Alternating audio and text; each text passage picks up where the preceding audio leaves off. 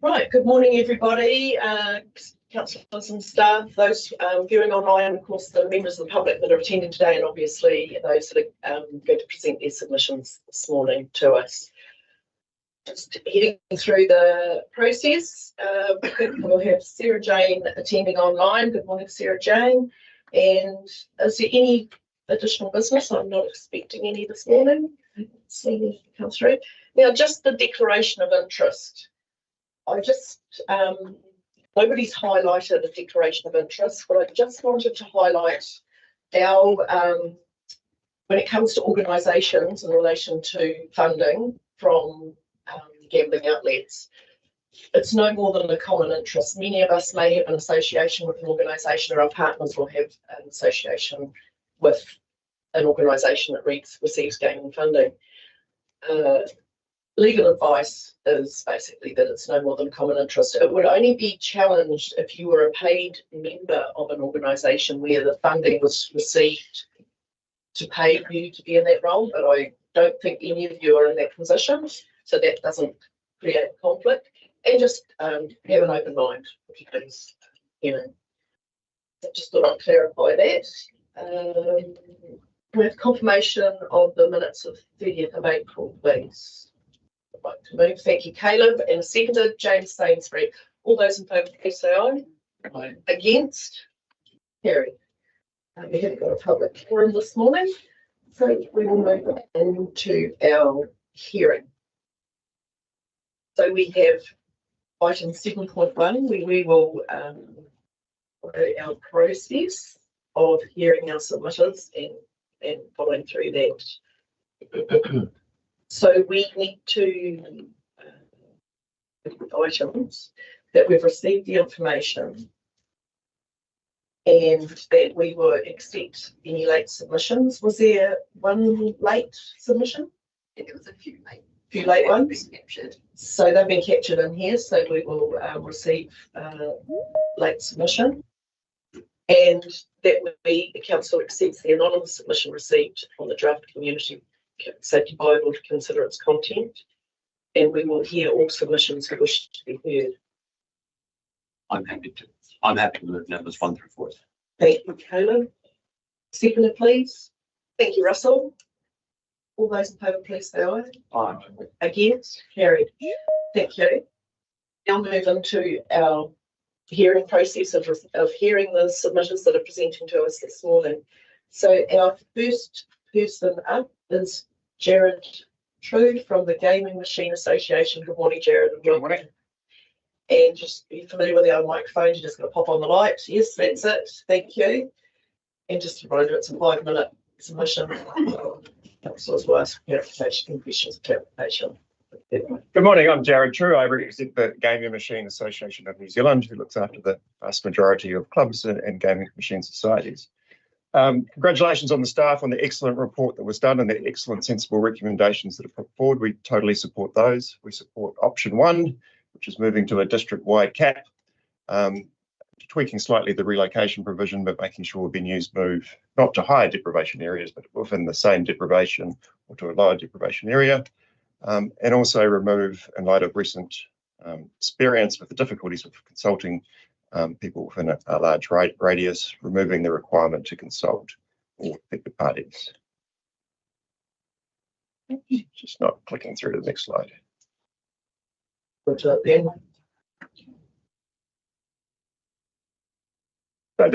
moving to a district-wide cap as opposed to a population-based cap for town is entirely sensible. Whenever I've looked at your policy over the last 10 years, I've always scratched my head and tried to try and work out exactly where it is and why.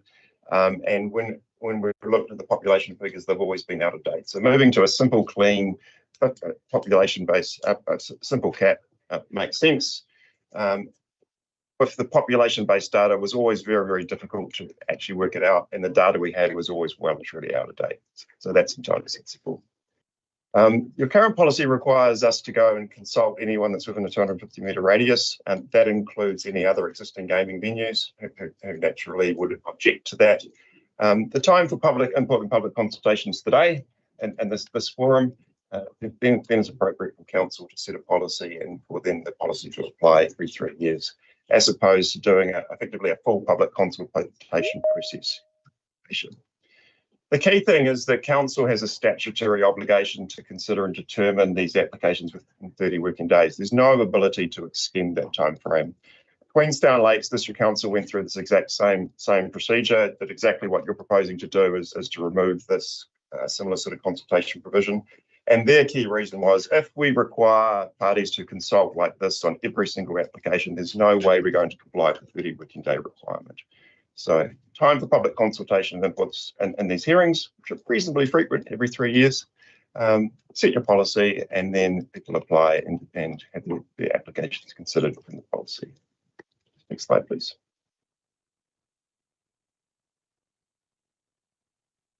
The proposed relocation policy is positive. The existing policy is a good one, but the tweaks are sensible, make it even better. It's entirely appropriate that we be able to move away from undesirable areas such as high deprivation areas to more suitable areas. If we have a venue that's close to a residential area or a sensitive site, it's sensible that we be able to move that. And of course, like we saw in Christchurch, we lost 11 venues after the Christchurch earthquake. So if there's a fire, a flood, or an earthquake, it's sensible and fair just to enable that venue to re-establish across the road or next door. Importantly here, venues should be able to move out of earthquake-prone buildings. Very important, very relevant. And we should be able to move to new, modest, smaller premises. The next two slides show you the first venue that was relocated under the relocation provisions. Can anyone tell me, has anyone been there?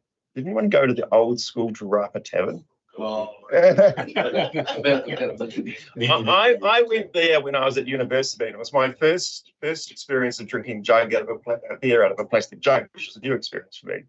It was quite an eye-opener. It was a rough and tumble. So that's the outside of the old Tarapa Tavern. The next side is the good old wooden veneer inside. That venue was able to relocate down the road, able to retain its 80 machines. Very first venue that was able to do that. It made it economically viable. When you'll see in the next two slides what the $3 million fit out, which was a lot of money back then. We ended up with a brand new, fantastic establishment. That wouldn't have been able to happen. It wouldn't have been economically viable if they didn't have to be able to take the game machine offering with them. So this is what we see with relocations: new, vibrant premises. The next slide will show you the inside of it. And so I think on the next slide, I talk about the problem gambling rates. Your proposed cap's entirely reasonable. It strikes a very, very fair balance. The problem gambling rate is extremely low, 0.2% of the adult population. The Ministry of Health funds our treatment providers. That's the face-to-face counselling services. That's the phone services. It's the text services. It's the email services. It's the web services. As part of that funding, they're required to ask people that contact their services which territory authority you're based in, and that's all recorded. So, and the last set of 12 months data that we have, which is 22-23, there was no new clients attended those treatment services from your district.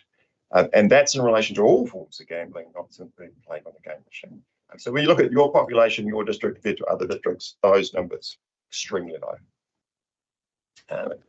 Slide, please. There's no link between problem gambling rates and machine numbers. Over the last 10 years, we've lost a quarter of our machines. We've lost over 4,500 machines. In the same decade, the problem gambling rate has plateaued. It has not changed. If less machines meant less problem gambling, you would expect to see that there'd be a correlation between those lines. There is not.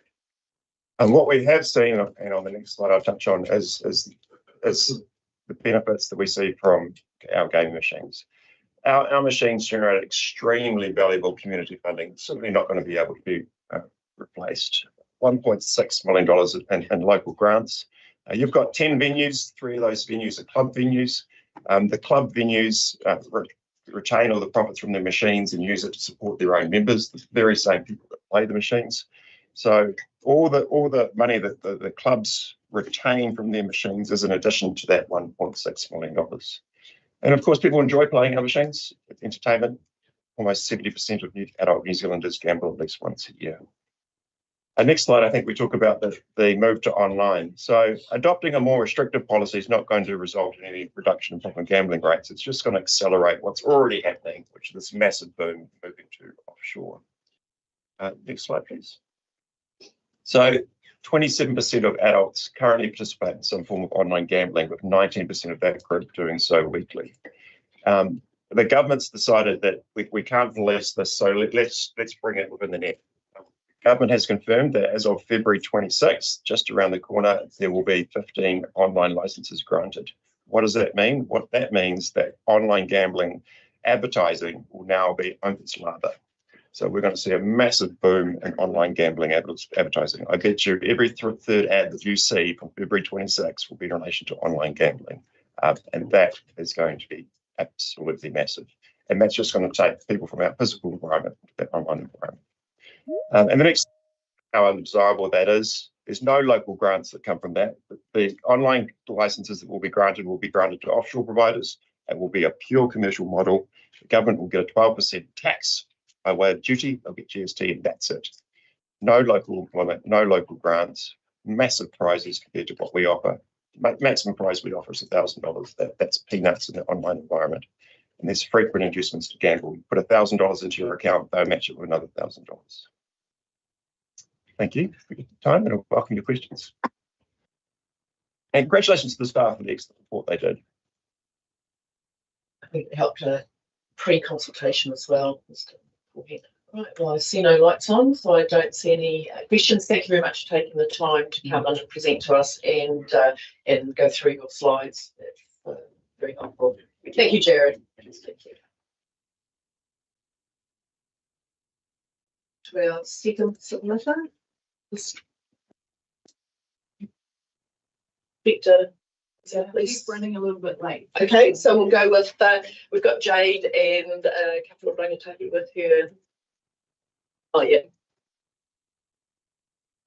Oh, okay, Steve. Okay, we've got 19, we've got Steve. Is he floating, is he? Yeah. Okay, so next one is Steve Cullen, and he's coming in online just now. Page 1. Morning, Steve. We can hear you. Can you hear us? There he is. Good morning. How are you?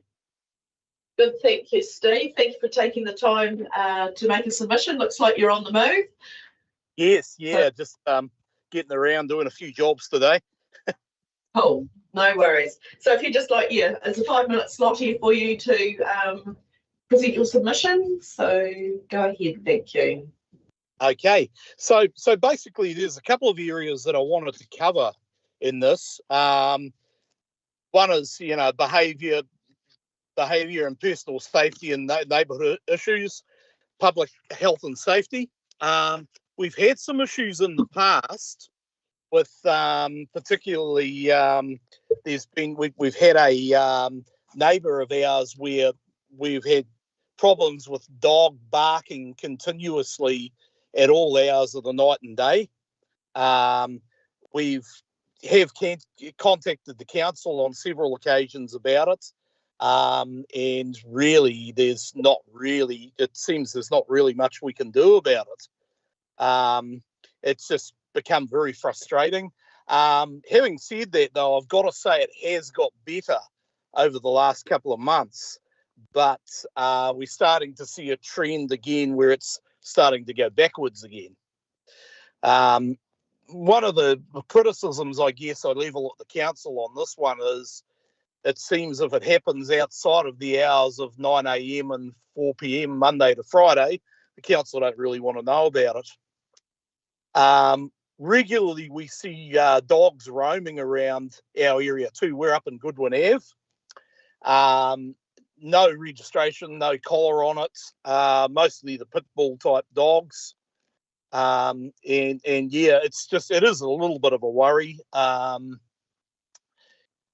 Yeah, but mainly the main issue with that one is just, we this one neighbour that we have where they let the dog bark continuously for a number of hours, and just their attitude is, well, the neighbours will just have to put up with it.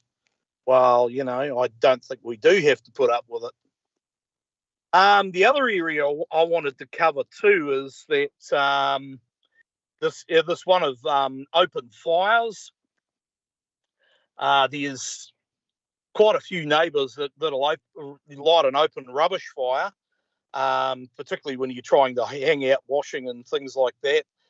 Smoke drift is a bit of a problem for me, particularly because I'm a chronic asthmatic, so it does have some some health complications that go with that. So, you know, if we could tighten up the laws and the use of outside incinerators, open fires, that would certainly be helpful. And then the third issue that I wanted to bring up too was we have had the odd incidents of antisocial behaviour. One where we had one Saturday night, some neighbours that used to live next door to us who've since moved on, but loud, noisy party that erupted into a big drunken brawl on the front lawn. So with that one, we called the police. Police turned up about an hour and a half later, so it was very, very difficult to get any help. Now, I know we've council and so forth are working on changes to some of these laws, but the one thing I would say about that is, you know, at the end of the day, you've got to have people that are going to be able to enforce the laws. You can have all the laws in the world, but if there's no one to enforce them, then unfortunately it's pointless. So, yeah, so that's just basically all the ones I wanted to cover. That's great. No, thank you. Thank you for taking the time, because this is what we always seek is engagement with our community, and you've expressed your concerns. And yeah, I guess you're aware of the dog bylaw, be my first question. So that's being reviewed next financial year. So I think you may take an interest in that one as well, as around the dogs. Are there any questions from any councillors? No, there's no lights on. I think we've taken on board what you've said, and thank you for doing that. Yeah, just one thing I did want to mention for the dog laws might be helpful too, if there was maybe harsher consequences for repeat offenders. Oh, we look forward to your submission when we review when council reviews the dog bylaw next year. Thank you, Steve. Thank you for taking the time. Brilliant. Thank you very much. Cheers. Thank you. Bye. Bye. Okay, we'll now move on to our next submitter. It's Jade, and Jade's got some rangatahi with her. Welcome, Jade. If you'd like to come on up to the seats, we've got 3 seats there. So like to speak to your submission. Kia ora. Kia ora. Kia ora tātou. I'm not actually speaking today, but I am here just to present our youth committee, and they can pretty much do the rest on behalf of. But yeah, just thank you for having us. Okay. Yeah, so the microphone works. We pop there's a button there at the bottom of the speaker there. That's it. That means you're invited to speak. We'll hear you. Tēnā tātou te kaunihira ko he mea na green tēnei tūaki ana hei hekere tahi mō mana rangatahi. Ino i tō koutou aroaro. Piri whakaeke au nā te taira, patinu i tonu me te awa wai kato anō hoki. Mana rangatahi is a youth-led space where we support each other and try and express who we are and build stronger connections. One moment that captured this was when someone shared their dream of going horse riding, something most of us had never done before. We gave it a go together and came away proud, smiling, and happy that his dream came true. That is what Mana Rangatahi is all about. Today we will be speaking on 2 bylaw policies, which are gambling and alcohol bans in our community. We at Mana Rangatahi support the idea of a sinking lid policy for the gambling. Why? Because it is a clear, long-term step towards reducing gambling harm in our communities.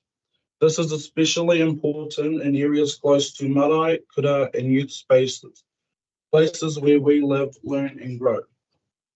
From my own experience, I've seen the impact of pokie machines on my whānau.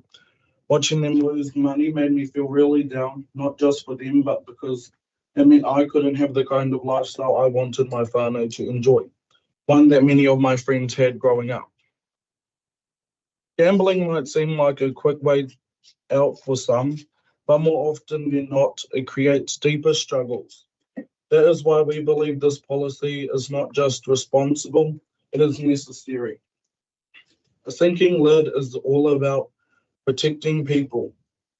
It is about creating safer, healthier, and more resilient communities, not just for today, but for the generations to come. Thank you. Lovely. Tēnā tātou te whare, tēnā koutou mō tō koutou manaaki, mō te whaiwahi hoki i te kōrero I roto I tēnei hui rongonui. Kutani ao tōku ingoa e tūake ana au I konei he tīmana mō mana rangatahi. Good morning, everyone. Once again, I'd like to express my gratitude for the opportunity to speak at this meeting. As I previously mentioned, my name is Danielle. I'm the chairwoman of Mana Rangatahi, a local youth group run by Rangatahi for Rangatahi. As mentioned, we are here today to speak about the proposed bylaws. Our group fully supports the alcohol bans as outlined in the bylaw, as we believe it plays an essential role in promoting not only public safety, but importantly, the well-being of those who are vulnerable in our community, such as the elderly and tamariki. However, we also feel that there are areas within this bylaw that could be further refined or strengthened to ensure its effectiveness, such as having stronger consequences regarding this bylaw. I'd like to share a story from one of our rangatahi. It was a regular afternoon of touch until I noticed the ref with a can of alcohol in his hand. It made me feel uneasy, unsafe, and made me question whether or not the game was fairly officiated. As a group, we feel that there should be stricter rules regarding alcohol and even drugs, as I myself have experienced feeling uneasy in public spaces such as sports events. This is why we feel the council should enforce and better implement this bylaw around our community. Thank you for your time. Thank you. Yes, Gary. Tai ia ke pia na ke tai mai te dina ai te kōrero ko pu te ruha ka hao te rangatai ko te rā ko tai mai te dina. Even they come here today. Just that. Thank you for bringing your beautiful thoughts. It's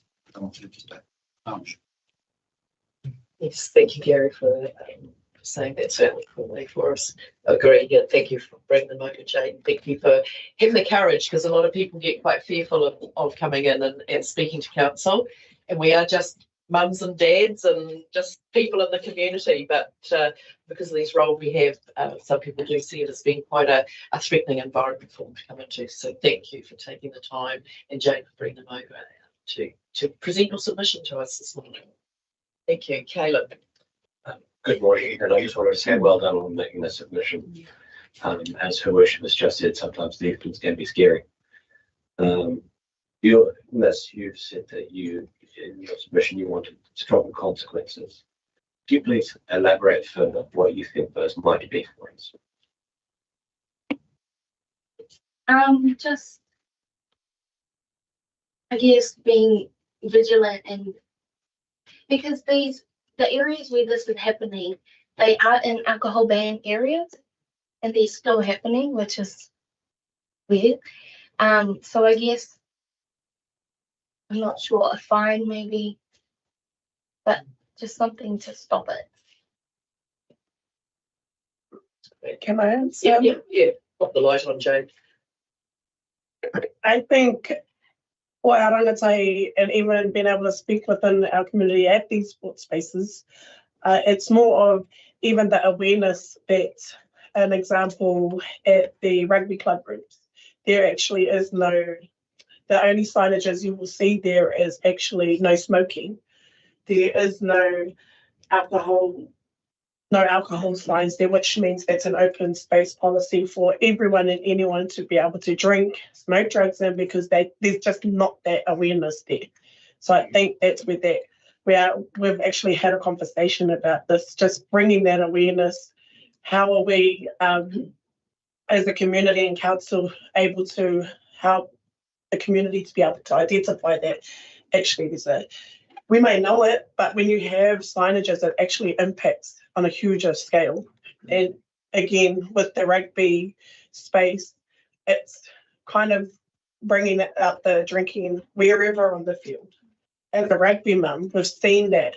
We've seen alcohol on the sidelines and stuff like that. So that's just making that clear. Drawing it to our attention is the thing, and what awareness. So yeah, no, that's great. Thank you for that. We can consider that in our deliberations when we talk about this afterwards. So thank you very much for that. Thank you, and we'll let you get back to school, I guess.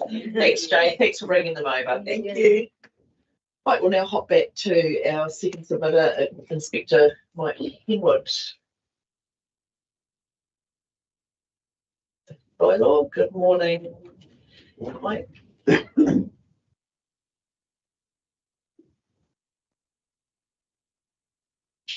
Should go on, should be a red light. That's it. Yeah, apologies for my tardiness. All right, don't worry, you've got jobs to do. You don't have to hold your finger on it. So one of my customers, got up to no good on one of my cells. Anyway, thanks for letting me come and speak today. I think my submission was reasonably clear, and I thought it's always good to try and force some of my intel people to provide some stats just to add to the anecdotal stuff. Just to also wanted to make myself available, which is often a problem, finding a cop when you need one. Just around any questions actually anyone in council had. Some of the stuff's bread and butter for me, but not so much for some other people that make decisions around this. So I think the key parts for me are local bands work, regardless of where they are. I've been working for some time, well before I joined the police. So much so that we've actually, in a lot of ways, forgotten what it was like before they were a tool. That's a key part to it.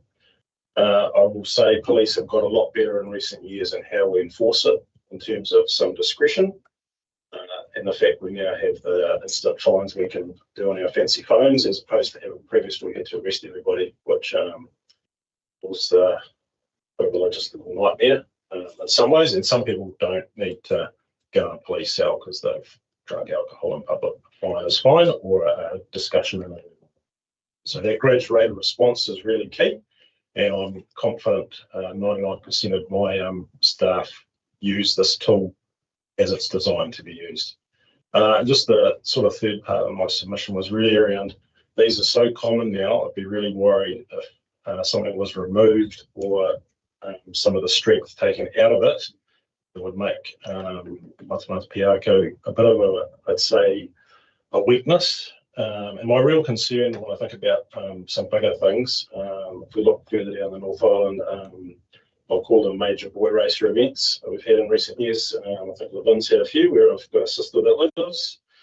If we don't have tools like this, we can have an influx of non-locals that can cause major issues, and that's a great tool for us to quickly disperse people that are just up to no good and disrupt the peace of the public, be that in the middle of the afternoon or 1 or 2 in the morning. It's just a great tool for us to use. Lights on. I think, yeah, just thanks for making the time to get over here and present. It's always good to put a face to a name. I obviously much time. There's obviously some challenges around what we can do to support you in the police force and keeping our community safe, and this is obviously what this bylaw is about. Yeah, probably just ask the young lady what she'd see in form of punishment. The punishment typically is $250. It's the fine at that end of the spectrum. And the great thing with our technology now to explain, we could give a verbal warning and record that in the police system. That way, if a person's dealt with in the near future, it's not just a continual warning thing. Any cop can see on their phone really quickly. Hey, this person a warning 6 weeks ago for exactly the same thing, similar place. No more Mr. Nice Guy or Mrs. Nice Guy, and now you're going to get a fine. And that's when you hit people in the pocket, people take notice, particularly the age group we typically deal with around this. I think probably the challenge is that police can't be everywhere all the time, and I think that highlighted an opportunity of where reporting is the key thing, and education. That's cool. Thank you. Oh, we're conscious of your time. We will taken it all in. You're very well received at Tiara. Mike came and spoke at the Tiara Business Association on Monday night. So well done. Thank you. Thank you.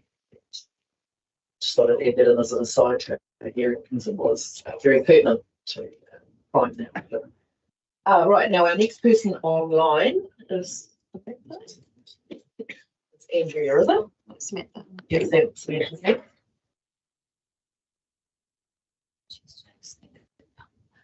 Morning, Samantha. Can you hear us? Yes, I can. Good morning. Good morning. Thank you. You have the floor. We're all ears to listen to your submission this morning. Thank you. All right. Well, good morning and kia ora, everybody. Thank you very much for the opportunity. I would firstly like to extend our appreciation to the policy advisors for the process. I think we've found the process to be very informative.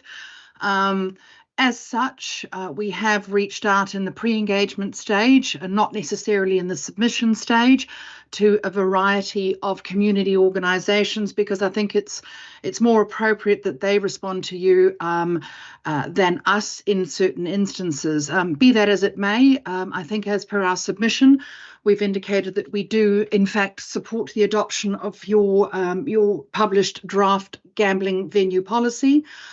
We believe that it does adequately balance the harm minimisation, the problem gambling aspects, as well as the return to community. As indicated in our submission, we do operate electronic gaming machines at 4 venues. We operate, with the exception of one, our maximum allocation or licensed machines. At the moment, it is only in the Tahuna Tavern where we operate less than we are legally entitled to operate, which is a bit of a segue into one of the statements we make. We are genuinely not here to grow gambling. Yes, we do seize opportunities where we can, but our primary focus is on generating good funds and putting those funds out back into your communities, which I do believe we do a relatively good job of doing so, especially in the Matamata-Piako District Council area. In returning just to our venues, I verily believe that our venue operators, our venue managers and our venue staff have the interests of their patrons or their visitors or punters, whichever word you prefer, at heart. They live and work and play in your communities themselves, and they do take their obligations in terms of the Gambling Act and the harm minimisation regulations incredibly seriously, as do we. So on that note, just to give you an inclination of what we do for harm minimisation, I am the compliance and grants manager of the organisation, and we spend an enormous amount of time developing resources, upskilling our own staff members, our account managers who are out in the field with the technical know-how, etc., upskilling them, advising them of the latest developments, advising them of the latest ins and outs, ensuring that everything that they impart to the venues is the best quality that we can possibly allow. We have a very good relationship with the Department of Internal Affairs and the various gambling regulators, and we're always engaging to ensure that we are doing the best that we possibly can.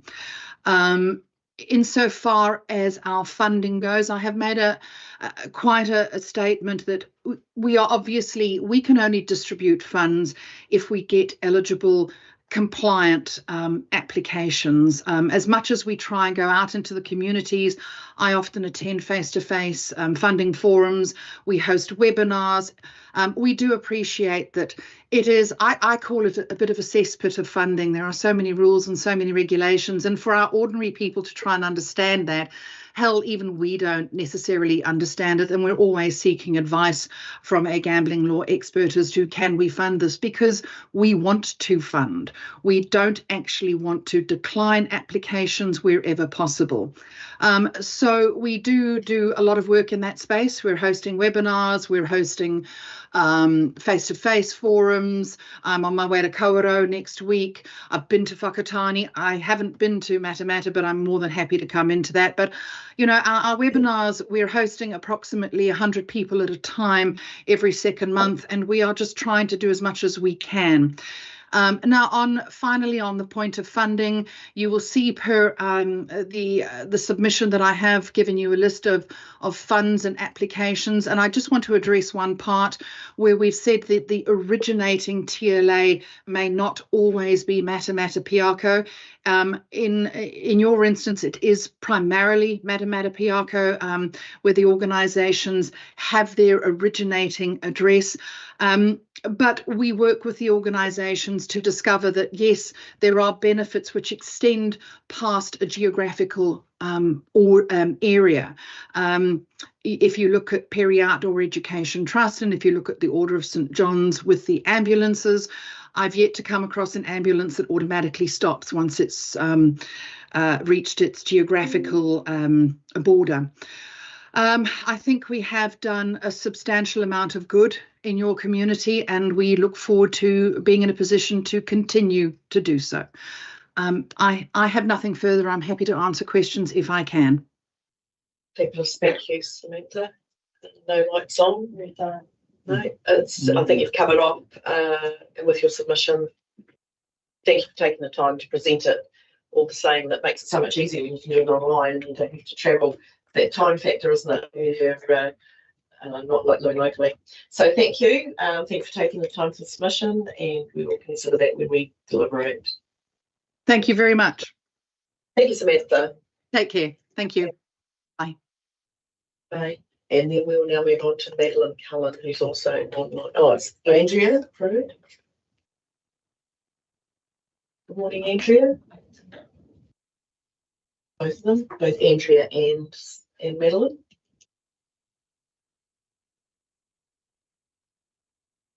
Oh, sorry, you're on mute. Sorry, we can't hear you. Now we can. Good morning. Thank you for taking the time. You've got the floor, so welcome. Yeah, if you just give us a moment to share the screen. Sure.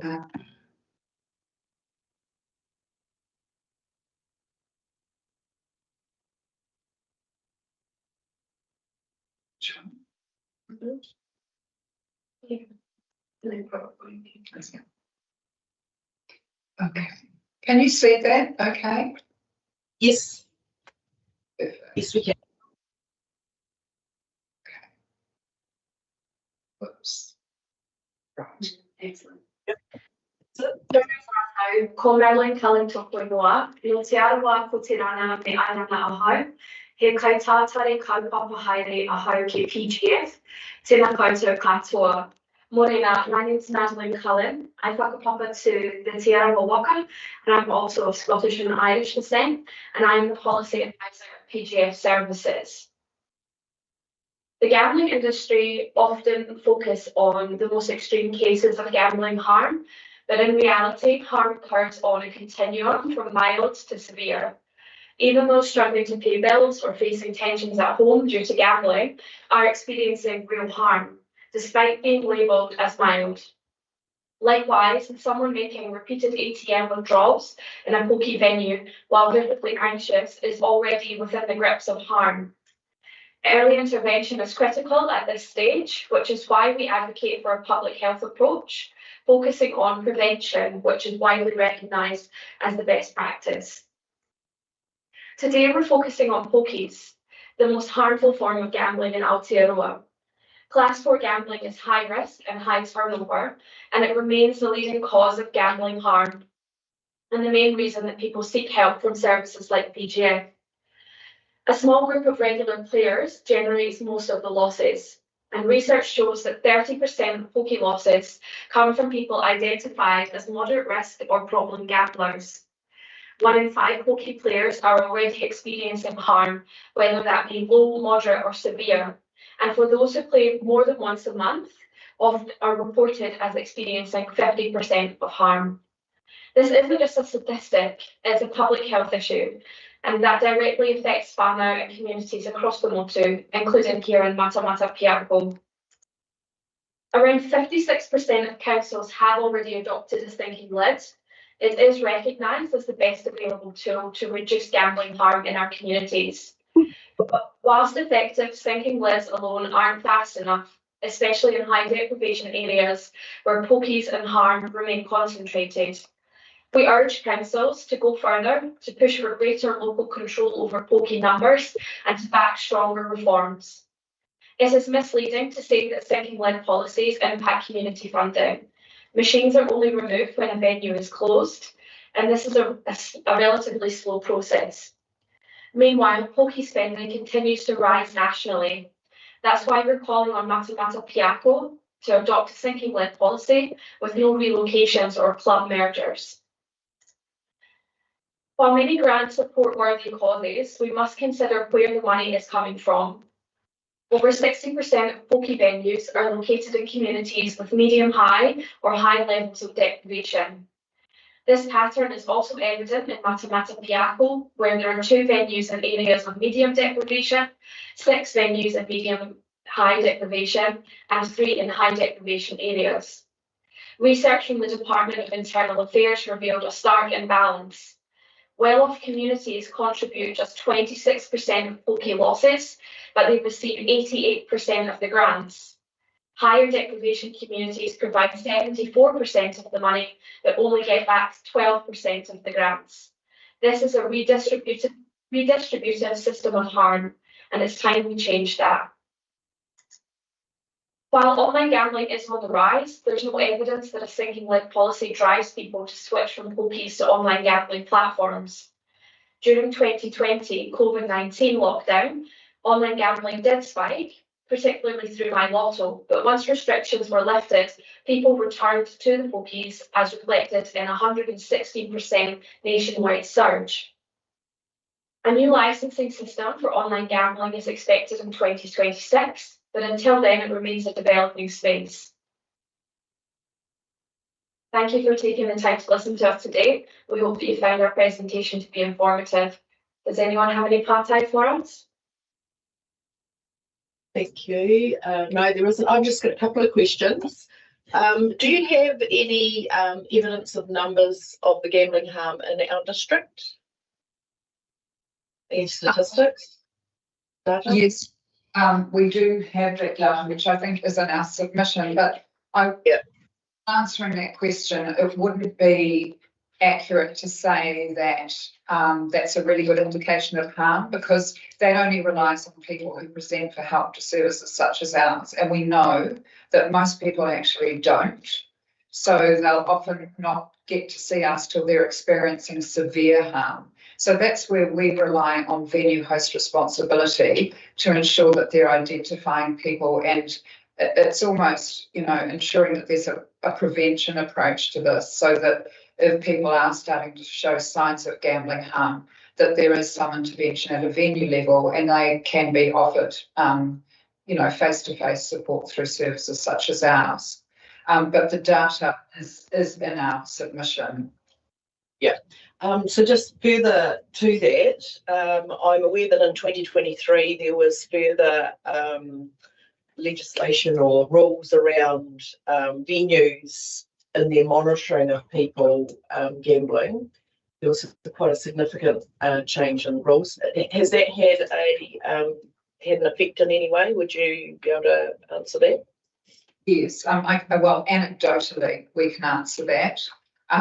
We're hearing from people who present for help to our service that, you know, they have had somebody go up to them at a venue which they hadn't experienced before. Some of those requirements, obviously the increase in sweeps of the gaming floor, we believe is a good thing. In fact, those changes needed to happen because we were seeing so many people fall through the cracks. And that's why, you know, those regulations were introduced to strengthen host responsibility. And that was done for the very reason that we weren't seeing the level of venue host responsibility that we should. And I'm not saying all venues, some are very, very good. And some of the Pokie Trust do put effort in here. So I'm not laying any blame here. I'm just saying that, you know, that the very reason for the introduction of those is because venue host responsibility across the board was a bit lacking. Thank you. No, thank you for that good clarification. Dave? Yeah, I guess The thing I guess that we're all trying to weigh up around the room is, is pokies versus online gambling coming in, and what sort of support people can get for pokie machines versus doing it at home, online. It was interesting that in one of your slides there that reducing the number of pokie machines has shown that it's it doesn't have an effect on online gambling. But you also said around COVID that when they were moving to online pokie machines, there was a surge of 160% of pokie machines came back to pokie machines. Then you would have to argue that if you did take all the pokie machines away, people will find online gambling to go to, because it's been shown that that's the case during COVID. Would you not kind of agree with that to some extent?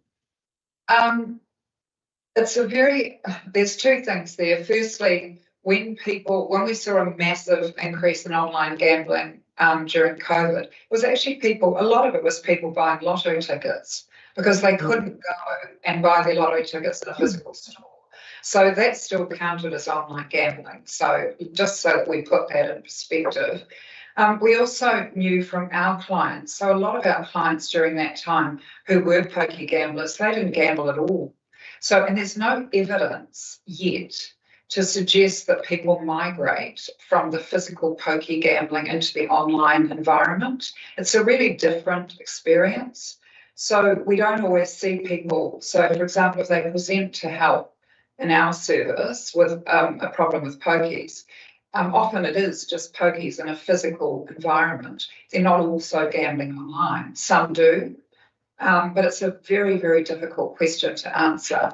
But we still know that physical pokies, are the most harmful form of gambling. Okay, thank you. So, thank you for that presentation. Did I hear you say that some of the pokies are in high deprivation areas? And can you tell me where those areas of high deprivation are in our district? So I don't know. Have you got to do it? We do know that. The difficulty with the deprivation data now is that it is now presented in a different way. When I looked at the data, they do have what's an SA1 and an SA2 statistical area wise, but what was interesting about Matamata-Piako was that the numbers matched. So even in the SA1 and the SA2, there were still 2 venues in medium deprivation, 6 venues in medium-high deprivation, and 3 venues in high deprivation. So that was the data that we had. I don't know exactly what these areas are, what they're called, but yeah, I know that that's where the venues are. And if you think about the national picture, over 60% of pokie venues are located in medium, high or high deprivation communities. And that, is well documented by the Department of Internal Affairs. So we know that the money lost on pokies is coming from communities that can't really afford to be losing them. Yeah, no, I'm familiar with the mesh box and they do take in the CBDs. That is the thing. No, that's great. Thank you for answering that question. Sharon, you've got a question for clarification? Yeah, good morning. Now, I did a test on this after reading the submission and looking through all the information. I went online and I actually signed up on an online gambling site. Now, there was nothing there that was age restricted. There was nothing there to say that it was under 18, under 60, whatever. Is that something that's going to be brought in? Because I also tested that on a family member who is not 18. The same thing happened. So, and I'm talking 17. Very easy access to get online to those sites. Is it something that's going to be brought in down the track? Are you talking about an offshore online gambling site? Yeah. Yeah, so what's going to happen is the government is introducing a licensing system for up to 15 online casinos. That's coming up and will be happening within the next year and fully introduced in 2026. Now, part of that licensing system will be, or this is what they're promising, will be, stringent rules around, age restrictions, which will be 18. But when you're gambling on an offshore site, unfortunately, at the moment, it's like the Wild West. There is no Yeah, regulation. that's great. Thank you. Thank you.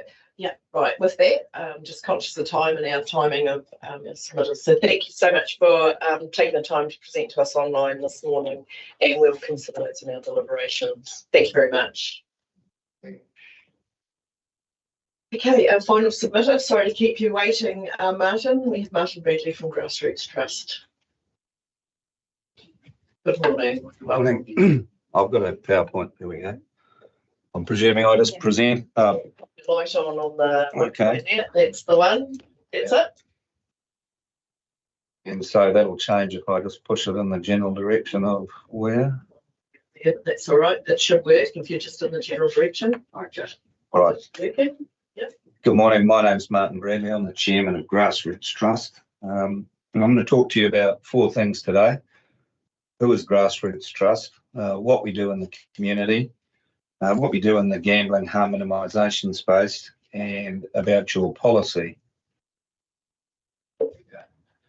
Grassroots operates 82 venues across New Zealand. We're the largest Class 4 operator in the North Island. We operate 2 licences. We have 2 venues in the Matamata-Piako district, one being in Te Aroha and one in Morrinsville. We're the only Class 4 operator that was issued a 3-year licence in 2019 for demonstrating best practice. And in the last financial year, between the 2 licences that we operate, we returned a little over $37 million to the community.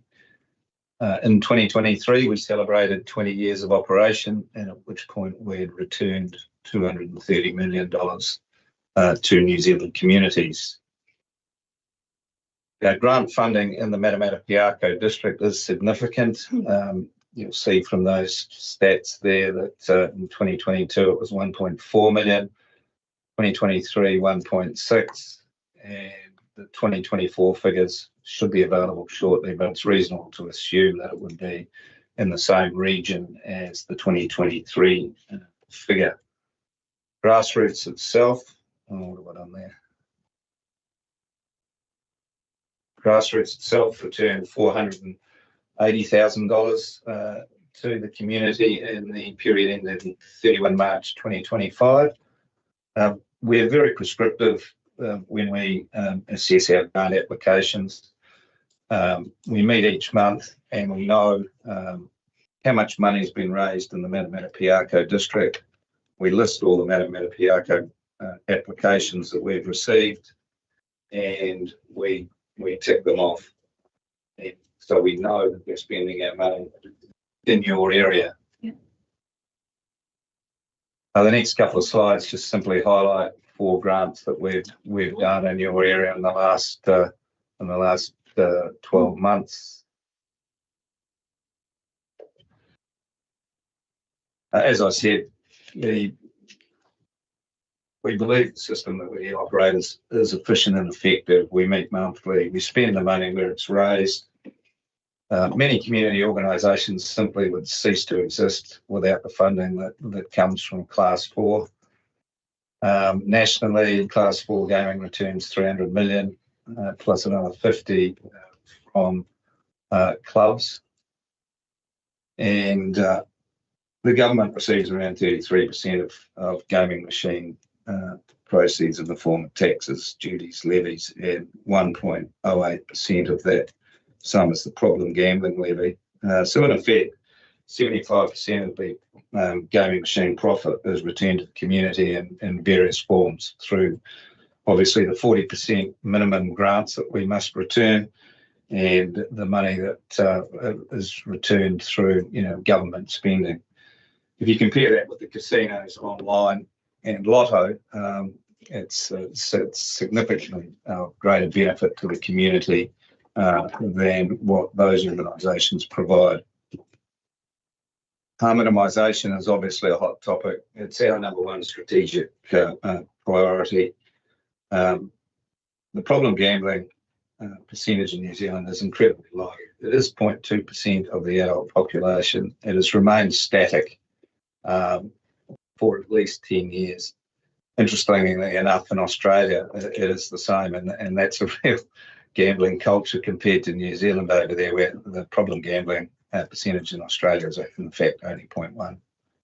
The industry is, however, committed to minimising harm, and we are regulated under the Gambling Act and its regulations, and there are a long list of harm prevention and minimisation measures that we must adhere to. You will have heard earlier today, I can take from the comments that some of you have made since I arrived, that there were some changes and some significant changes in 2023, and it's fair to say that the Department of Internal Affairs have really beefed up their enforcement of those regulations. And Grassroots Trust, we take our obligation in this space so seriously that we're in the process of about to launch an app called the My Choice app, which you can have on your phone. And so if you want to exclude yourself as a problem gambler, all you have to do is use the app. You don't have to present to someone to say, I've got a problem, and have your photo taken and all those things. You can do it all yourself on your phone. We believe that that's industry leading and a significant step forward. You'll see there that the government receives 20 million in the problem gambling levy from Class 4 gaming societies each year. The interesting thing here is that the problem gambling rates are so low that they can't spend the problem gambling levy each year. So there is a memorandum account sitting with the DIA, which has upwards of $25 million in it, because they can't spend it on problem gamblers presenting. And we're trying to say to the DIA that, why don't you give us some of that money back so we can roll out facial recognition cameras and more of our venues, because this is expensive technology. And we're on a program now where we're rolling them out through all our venues. But it would be helpful if we could get our hands on some of that money that would sort of assist with this process.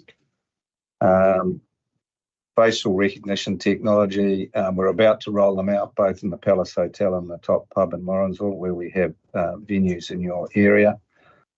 There are only 2 registered excluded problem gamblers in your area in the 2022-2023 year. We don't have any more up-to-date stats than that. I don't know whether it would have changed or not, but that we get those figures from the national database, which is administered and managed by the Salvation Army. So they're not our stats. Just a quick clarification there. Is that for just your gambling establishments or the whole lot of the whole lot? It's a district-wide. District-wide. Thank you. Just good. In many areas, when you exclude the multi-venue exclusions, so you exclude yourself from all venues in your area. So that's how it works. You heard earlier that sinking lid policies are ineffective. The expenditure on gaming machines is not going down by the reduction in venues and machines. All it's doing is leading to increased activity online. Nobody sort of knows what the online spend is, but the various banks report occasionally on what's being spent on online by their customers. And Westpac last year said that 120 million a quarter was being spent by their customers alone on online gaming platforms. So it is a massive issue. And obviously, if they're spending it online, there's no tax, there's no harm minimisation, as you just found out when you went and had a look, and there's no community benefit. And you'll also note that the online casino licences are about to be issued. They're going to go to commercial operators. There's not going to be any community benefit in that, and I guess it's reasonable to assume, or we're budgeting, that there's going to be a reduction in physical land-based gaming. We don't know that, but it is reasonable to assume. With 15 New Zealand licences, however, you can pick up your phone now and have a go wherever you like. And the last thing I'd like to say, I want to talk about policy. Sorry, I'm going to go back. Yeah, we support your policy. That's allowing 15 gambling venues and 201 gaming machines to operate. That's the current policy. We also support your proposed policy that new gambling venues must be 100 metres away from sensitive sites. We do not support the current requirement for new gambling venues to consult with affected parties, which includes, unfortunately, our competitors. We had a situation recently where we were able to get some machines in Matamata, and in the end it got too hard, so we withdrew our application because our competitors were opposed to us getting a 9-machine license. We could have gone to court because such a regulation, I would suggest to you, on a legal basis would be anti-competitive. So we don't support that one, but we're happy for you to, consider any new applications against your policy considerations. So with the 100 metres on a sensitive sites, yeah. Yeah. No, we're happy with that. The last thing I'd like to say is that we're increasingly partnering with councils to provide community facilities, and we want that to continue. We work with the Tauranga District City Council quite closely, and we've just started in Hamilton. We're rolling out some artificial turf projects in Hamilton, and I think gone are the days of central government, local government providing facilities for the community without any contribution from the community. And if the sinking lid policies continue, our role in assisting you with those facilities is going to become smaller and smaller. Happy to answer any questions. So I think you've summed up your submission, your presentation. Martin, thank you for taking the time to come in and submit. Sorry we've kept you waiting. Oh, that's all right. Thank you very much. We will now adjourn for morning tea. Briefly upstairs, and then we'll come back down and continue with our work through the written submissions.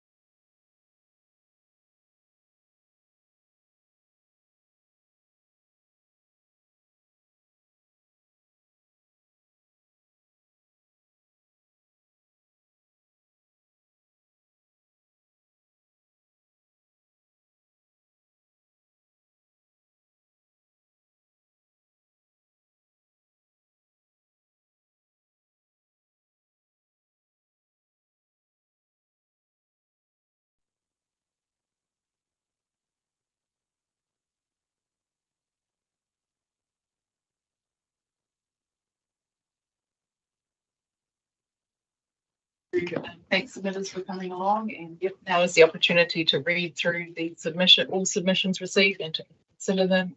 And we also do have some additional material that was submitted by Kelly Reed, that would be that was circulated in Teams as well.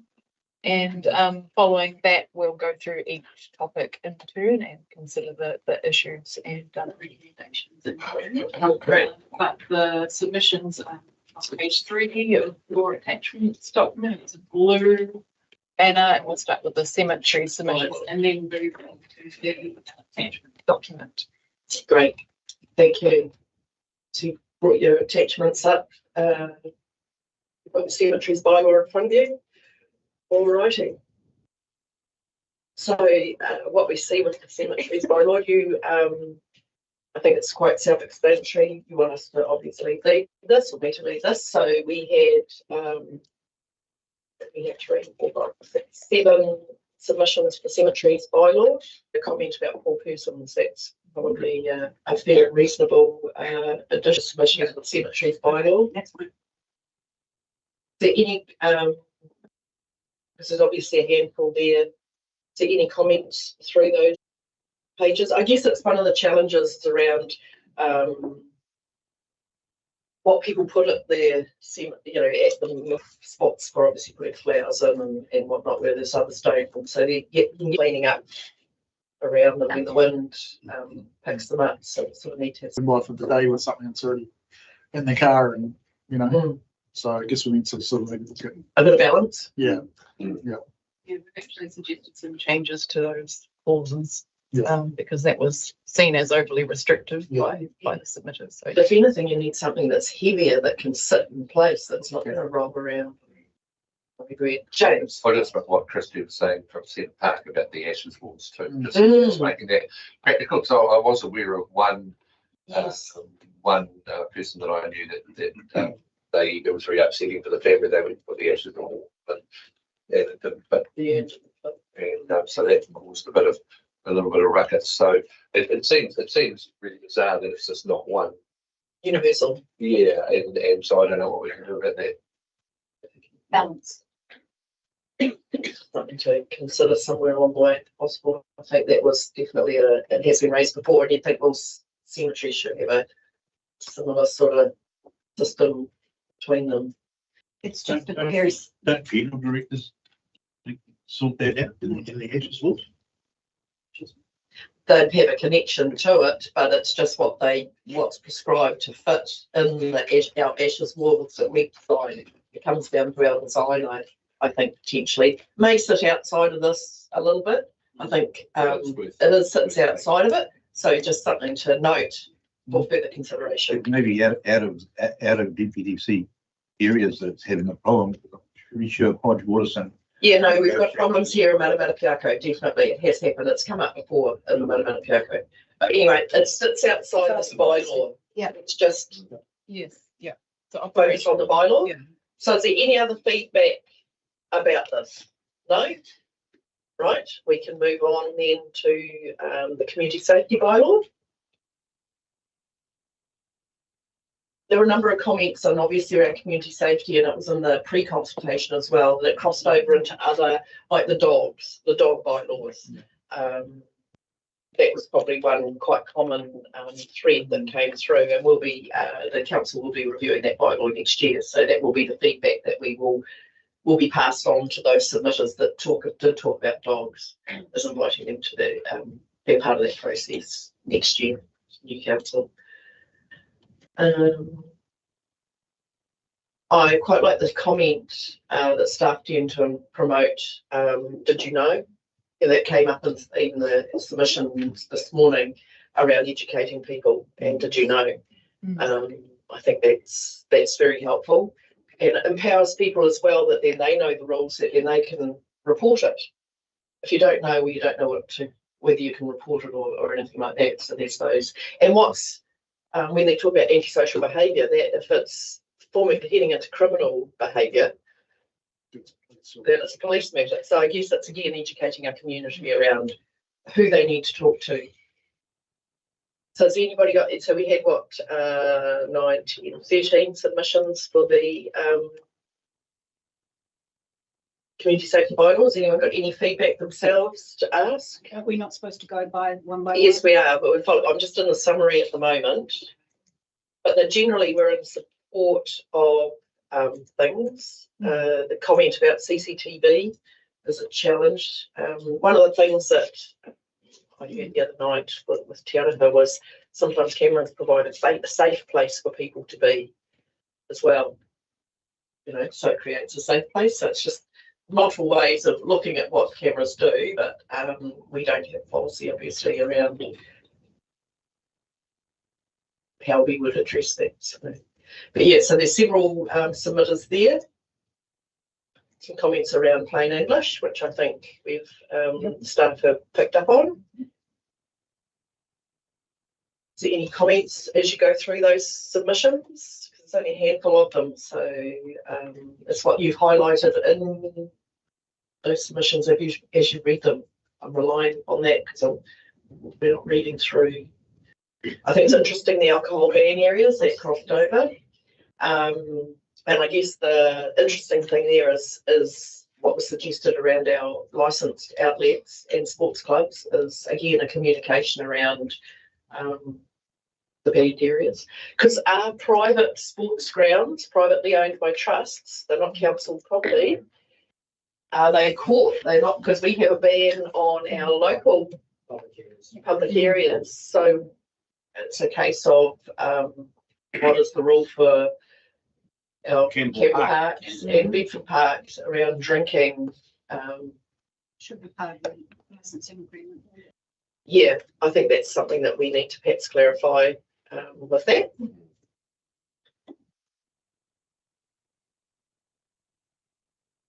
I was just going to say one of the comments there from Conrad about, you know, what number was it? What page? CSB or number, yeah. CSB 244. 244, perfect. And I just think it's a good overarching look at what we're trying to achieve, I think, and the fact that, you know, and the guy on the called and said it too, you can have all the rules in the world, but if no one's going to police it, then you know, you're no good. And what Conrad's kind of said here is, you know, if you unpunishing or unspecified some of these behaviours, you run the risk of normalising those behaviours. And I think that that's a good comment, that and the fact that we need to pick our battles and then place the battles that are worth fighting. But on the other side of that coin, we also need to, like I say, educate the public into what is not our role and responsibility to do, you know, drugs and those sorts of things as well. So I think that to me kind of summed up very well. Let's pick the things that we can actually win on and do them properly, and then sort of somewhat leave the rest of it off the plate. And some of the bylaws actually support the police in doing their job. Yes. Just so. Yeah. So no, that's good feedback. Education is definitely a thread that comes through here. Any other comments? There was one, CSB 251, Transition Matamata, Chief Johnson. And they're talking about that it's HPV trucks and trailers travelling through Broadway. We have no jurisdiction, it's a highway. So I guess that would be a comment back to that submitter. And of course the cost of putting in a bike. We don't have it. Where are they going to travel if they're not going to go down that road? Where are they going if they're being on that street? Okay, and we heard from, and I guess the thing too here is it's around, again, it's a drug-related activities comment. Well, it's the importance of reporting crime and suspicious behaviour, 105 and 111 crime stoppers. That'll be a common, quite a common feedback, I think, to our communities through this. Not looking. Yeah, and it's, yeah. Same for London's. Yeah, that's what I was meaning, yeah. So there was a late submission attending here in Kelly. Well, so that was one of the late ones that you had that was additional. Okay. Yeah, she wasn't able to attend the hearing, but put some further information through some emails. Okay. Yes. And that was about smoke nuisance and the health effects. Yeah. Yeah. But once again, I had a neighbour who did something like that, and they called me, said, for goodness sake, dial 111 and get the fire brigade here, even if it is small. And that's the point of people thinking that we are in charge of so much. You know, they don't want to, you know, get upsetting anybody or call in an emergency, but that would have stopped them. That's something that is right worldwide. Is who to call. Yeah. And I know when we visited Singapore and Hong Kong, they have QR codes in places like that, and you just QR code and get directed immediately to the right place. So you should be getting the call, and that can take some of the sufferance of the person who's trying to get the information to someone. Yeah. So, is any more feedback through the submissions that you've noted? The community safety bylaw. Me, it's just about us taking a bit of responsibility for things that are in our warehouse. And of course, it's supported by the team that we have now. Back there. Exactly, we've got a compliance team, so that's all good. Right, so you're happy for me to move on now to the gambling and TAB policy? Yeah. So again, we've had a few submissions, 14, 16, 20. And this same number for the TAB. So this is probably the one that has the most interest. Wouldn't say it's a significant lot of submissions, but open to comments. Sue, you were good? I think the people that are involved in that industry have turned up today, and we've heard from them. But you know, as I keep saying, to me, you turn on your TV, you see a TAB ad every second ad, and according to these people who know their business, we are going to see online gambling, and this ails in comparison to that. So I don't have a problem with our policies. I think they're good. I think we're about right. You know. So we're just here doing these deliberations. So Kevin, you got following the same. Again, the same scenario. I think that most of the there are some for the sinking lid policy, but they're comparatively the same, probably similar amounts per status quo, and that's the cap. So you're just following work through the Samoan Family Advocate Group, up in Maya, that was tied in with. And you would expect them to be here today, so that's good. And obviously probably the Gambling Foundation and the Manawhenua Forum, so their submission on a sinking lid. I guess the thing for me, and you note, I asked the question around the 2023 law change on how the hosts had to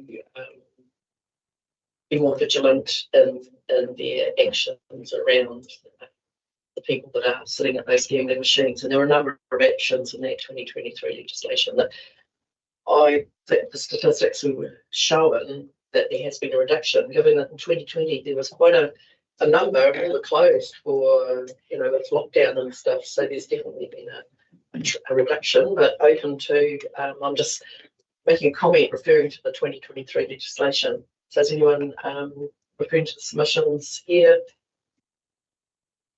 James, you're thinking? Like, are we?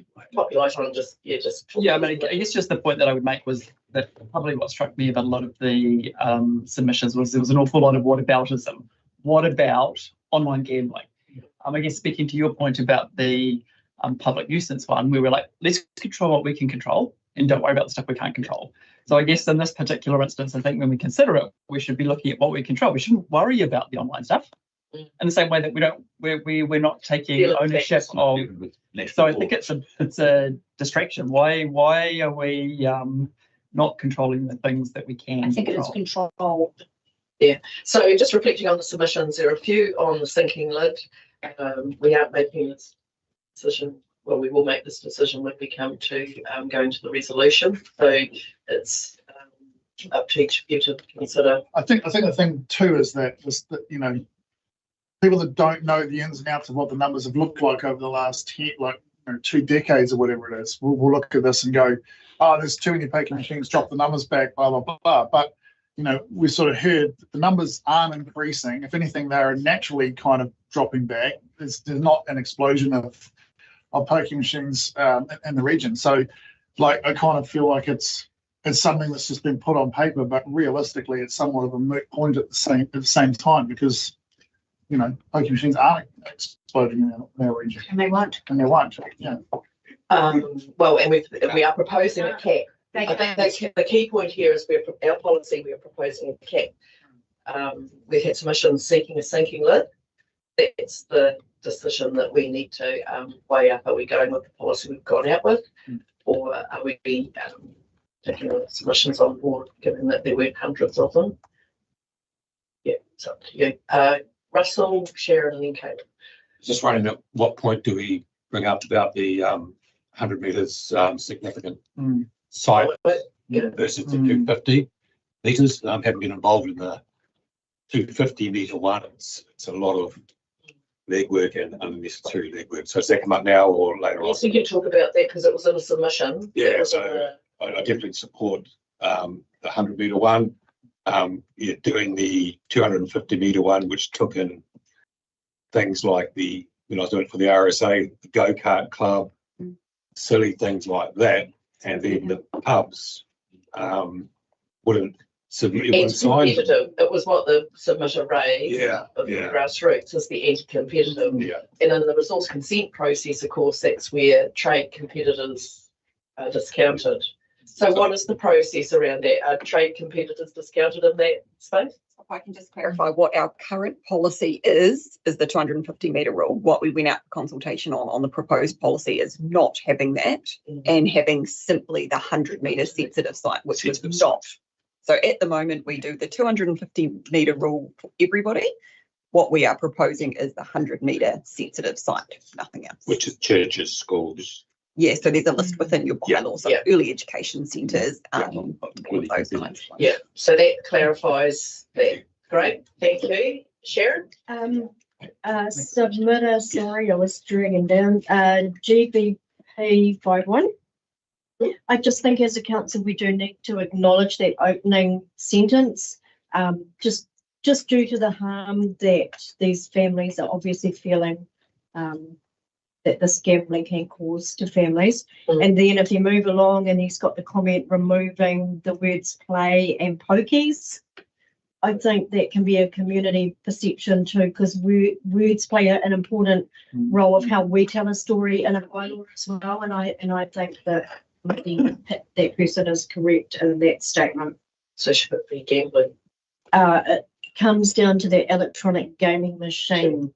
Yeah, so I think that's the term. Obviously, that's the term. It was like I reflect back on that. Sharon was with our psychoactive substances, and we had a term for that which we addressed. This is a similar sort of thing. I guess the challenge I have is when did this person, there's a when and where. Was it in our district? Was it pre-2023? Because I do believe, there's been legislation, the tightening up of the regulations of the host has proven, to me, with the facts, it's proven to reduce the harm. And so, I feel for the person, I feel for anybody that's in the situation where they've got a family member and it has a direct impact on their family, their whānau, their mental health. It is very real. But we don't have numbers proliferating that sort of saying that that's occurring a lot. So it's that balance thing, right? Caleb? I was quite surprised to find that the problem gambling rate was 0.2% of the adult population. And I think one of the numbers that was presented to us was only 2 people in our district reported. So I think we've kind of struck it very well with this policy. It's reduced with the 2023 legislation. Yes, and speaking to some of these submissions, that they are very moving, very touching things, but we must be fair-minded and impartial. And particularly this gentleman who's lost someone, I've seen him growing up, and there was a pokey shop not far from my church, which wasn't far from my house. So I think we've struck it well here with the sensitive sites and the 100 metres. Also, because I guess the other thing is the deprivation index is an interesting one. And when I was the licensing committee chair, it came up with a application that we did. And of course, the deprivation falls in our CBDs. Nobody's actually living there. So that, but it can be near a low deprivation area, which is going to happen if it's in your CBD. But it's how we weigh it up, what it looks like. So is there any further comment to those submissions? I mean, I guess just commenting on the problem gambling, I think that wouldn't that represent 32 adults and thus 32 families in our district that were affected by problem gambling, even at 0.2%. So, yeah, but when we get to the deliberations, we'll talk about we can talk a bit more about that. Yeah. Okay, so we'll now move on to the alcohol licensing bylaw.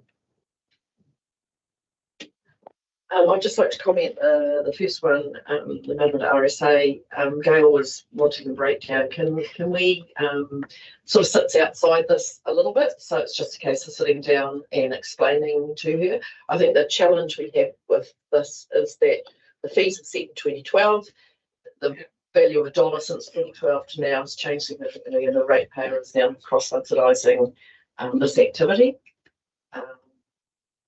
And will you, will you be chatting to him? I don't know. Well, I would need to have the facts. I could probably meet with her. Just to clarify, whenever we get a submission that asks the questions such as that one that we can easily answer, our team went straight back to that person, give them the information so that they can amend their submission if need be. Thank you. Yeah. So that's been done, but there's no harm in us following up and talking to her about it because we've read it. If I may. Yeah, sure, Caleb. AFB 100 is by a name we all recognise. Kind of makes a pertinent point that things are tight for those hospitality service providers and cafes and such.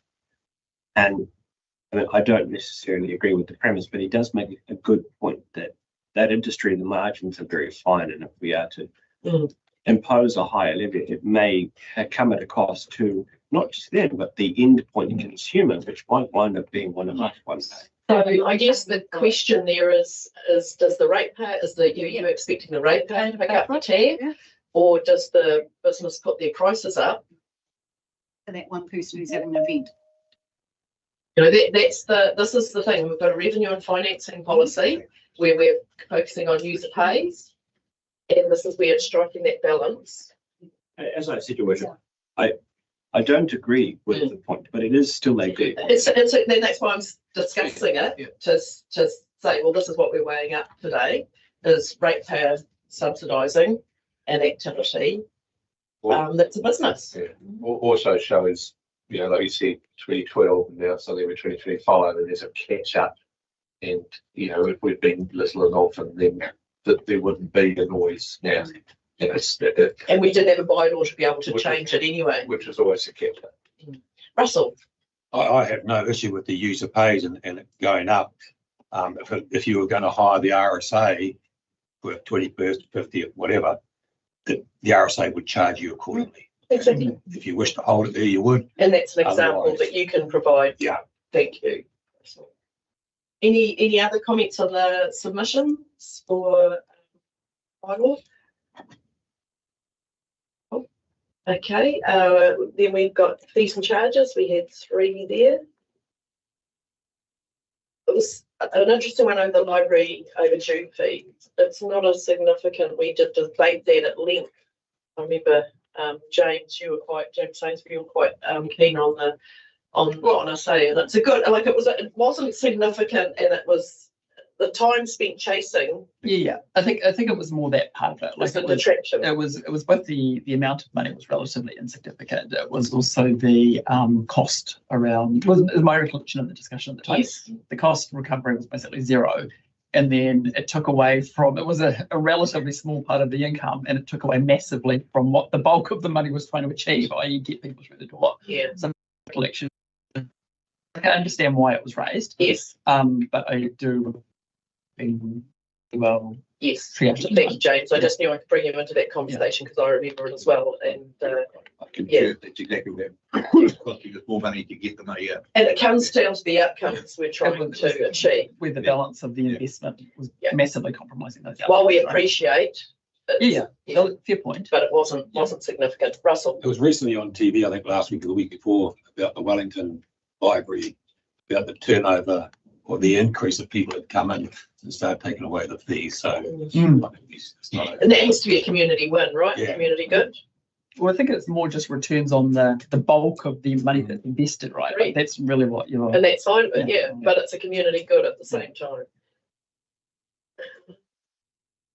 Any other comments? Obviously, dog registration. What is, when you get all the discounts, what is the cost of a registration? It's going up by $5, which is inflation from 157 to 162. That's the full amount, and then you take all the discounts off for the good behaviour and all of that. What does that net it out at?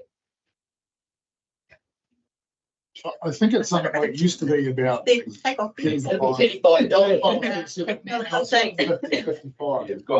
It went a big chunk up. Yeah, It's a different, it's still under, it's still. Just minor But change. it's incremental. It's not a biggie. and yeah, just that we've considered that, and again, that will come up probably in our bylaw, and of course, it's their revenue and financing policy that hits that. It's where we've said that we're going towards more user pays. So that's fair and equitable, is it not? When it comes to it. I'm sorry, Peter. Yeah. That one. Yeah. I guess that a lot of people haven't mentioned here somewhere as well that, you know, the law-abiding people are paying for, say, the dog ranger to run around and track down dogs of those people who don't can afford the payments and that sort of thing. But that's there is a portion of ratepayer subsidy though around there.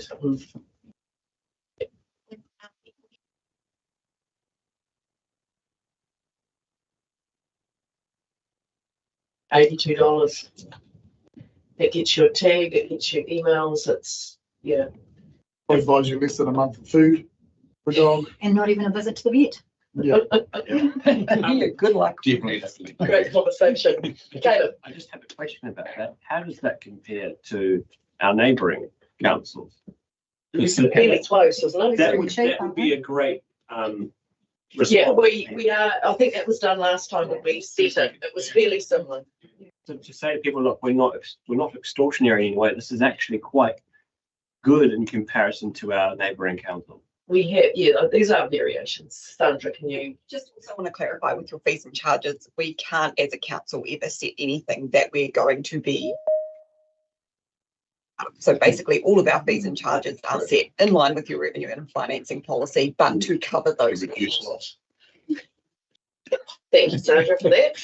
Any further comments on fees and charges? We're going through, there's a few comments.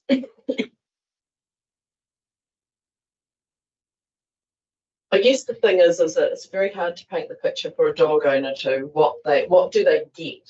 It's a requirement by law for their dogs to be licensed. There is a dog control act that we must follow and have people to ensure that dog owners are abiding by the rules, and of course some of them aren't. But yeah, it's one of those things, isn't it, that we are required by law to have it an act, and that dog owners are required to have control over their dogs at all times.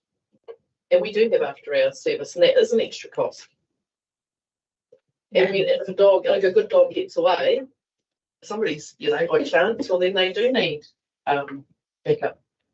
You can get the dog back. In 12 months' time to have a look at so the dog registrations compared with 12 months previous due to that increased cost. Increasing numbers of dogs too. But yeah, also those that don't choose not to register them. Any further comments on the dog licensing? Maybe we just need to have a look at people that aren't responsible dog owners and how much they pay, because they're the ones that are costing the money versus the ones that don't have any history of any issues, and whether that ratio can be changed or tweaked. Well, they get charged. Look at it down the track. So they get charged when they were put in the pound and things like that to get them back. and whatnot. But yeah, certainly it's something we could look at with the bylaw and council use it. Russell. Probably not one for here, but the dog control officer on the weekend, is that over and above? They get paid over and above what we budgeted for, or are they included in the budget? So obviously the dog fees go towards, some of it goes towards our dog control officer.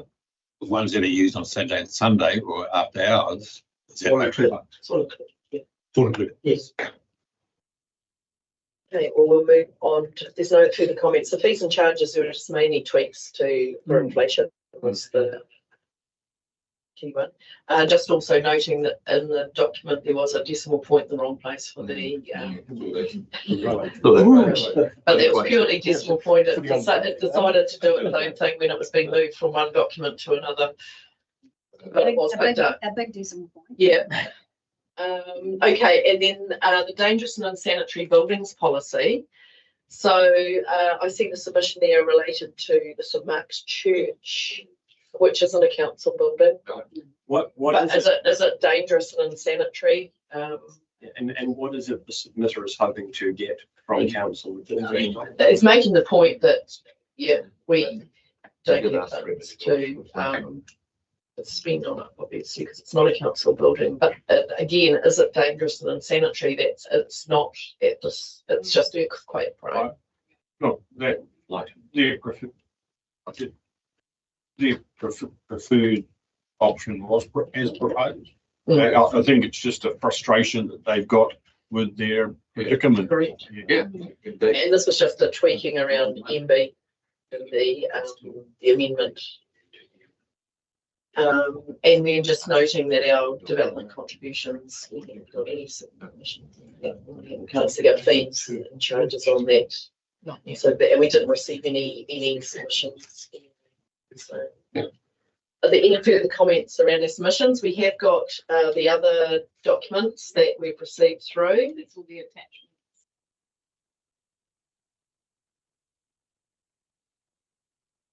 And so there was the email, a Word document that from Kelly Ralph contained the hearing, just around the smoke. It was mainly her issue. So that's, we've received Billy's one. Were there any other comments from any other submissions? My only comment is I suppose that the lack of submissions mean we've probably got it reasonably right. Well, the pre-consultation, I think that's definitely, you know, that's my point. We may not get a lot of submissions. I think that's because people say, oh, that's fine. Yeah. And I think the useful feedback from from Mike Henwood, our inspector, police inspector, that it is working. The work that they're doing, it is working. Our alcohol. Well, that was seemed to be the feedback, because it looks like our numbers have reduced significantly in the statistics that he showed us, especially when you think in 2020, what was there? It was 52, and we were locked down for some months of that year, and we're down to 13. So for 2024, it's got an asterisk next to it. So it's as at the 11th of November, so close to the end of it. Yeah. So, and of course, you've provided a lot of information, statistics to support what we're doing. So that's very helpful. Those submissions, need some data, some statistics. Yeah, it's interesting, isn't it, around what a percentage is, just talking, yeah, we can move into, if you've all read these submissions, are there any further comments you wish to make in receiving them, and we can move into deliberating. Through to the team. Yeah. So if there's no more comment to the submissions, we've all read them and received them and read them, except for the late ones. If we move on to part 2 of our consideration of submissions, that's point number 5, that council has heard all of the submitters that were scheduled to speak and has considered all written submissions to received. Someone like to move that, please. Moved Jane Sainsbury, seconded Russell Smith. All those in favour, please say aye. Aye. Against? Carried. Right, we will now move into the deliberations phase.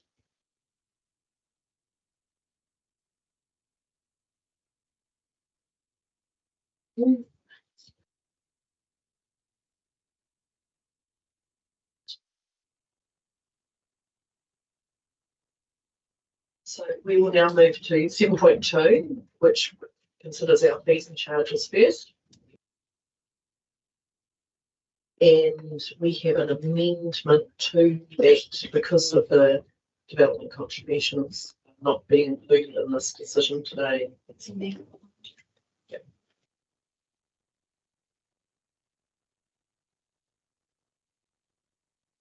Oh, we've got questions around fees and charges. Right. Is there any? Yeah, Anne, you can leave us. Thank you. Right.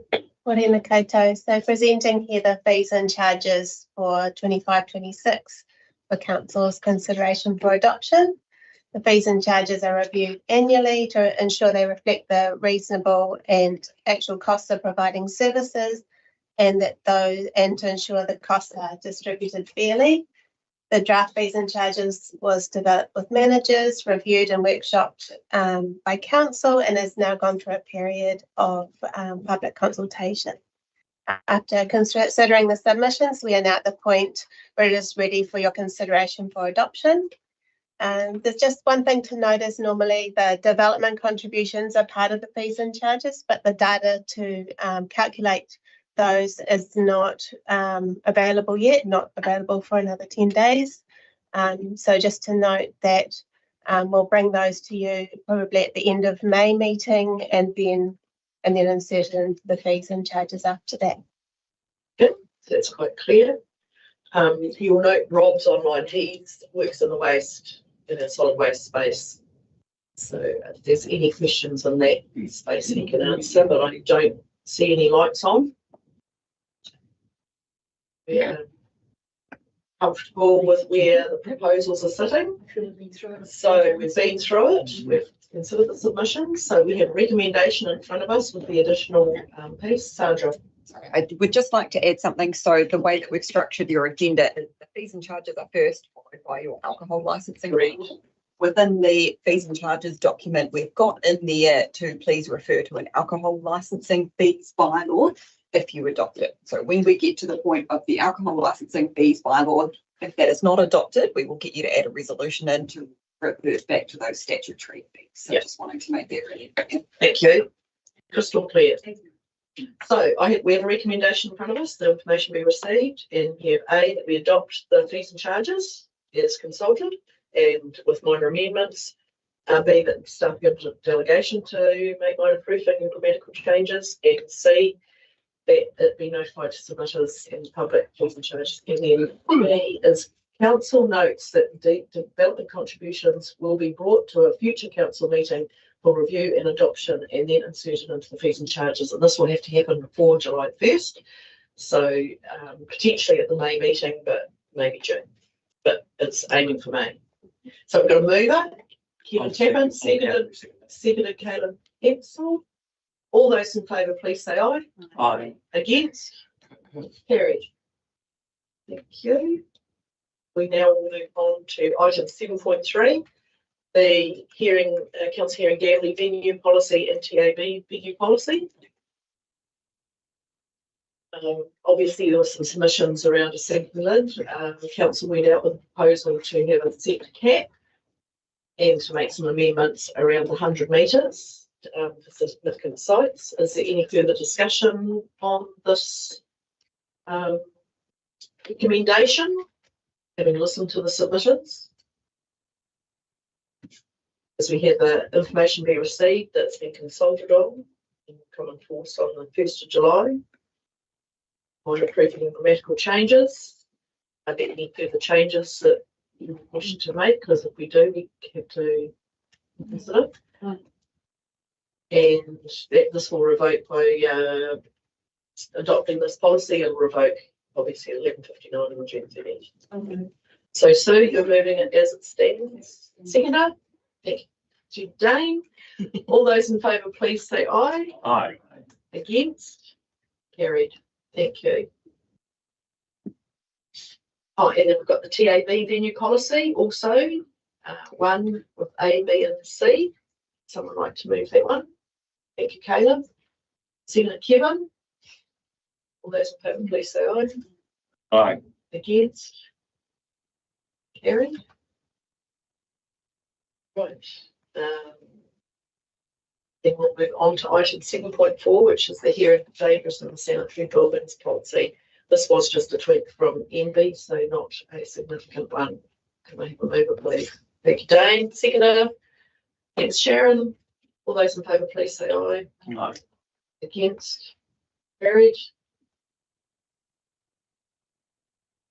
And then we have our 7.5, our council hearing for the new bylaw for setting licensing fees.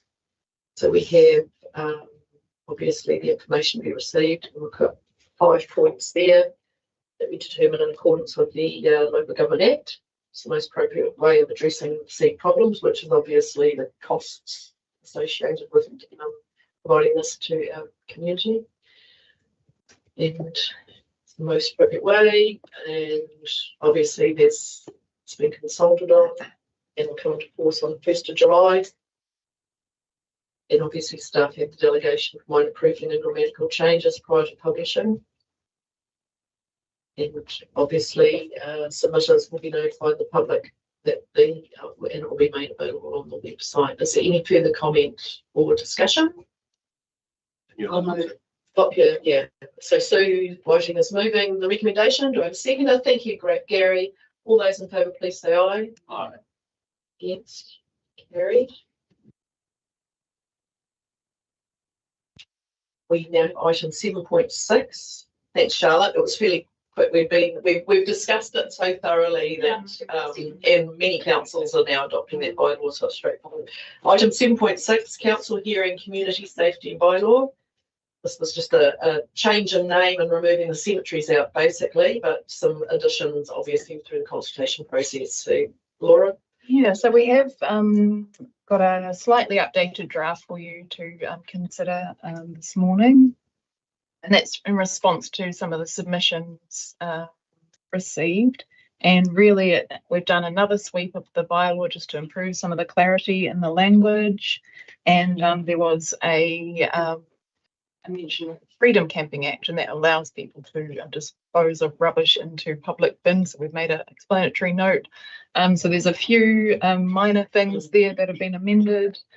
And one submitter did raise the fact that it looked like you could cause a nuisance in public spaces. So, but you could get permission from council to do these things. And that does, talking to the licensing team, that does still apply because we may give permission for certain things that might cause a nuisance. So it does sound a bit ridiculous in the bylaw, but like for instance, firework displays or something, that may cause a nuisance, but it might still be allowable. So that's actually remained in the bylaw, but I've added an explanatory note. I do really appreciate that point because I see why people would raise that. That's great. Hopefully that clarifies that.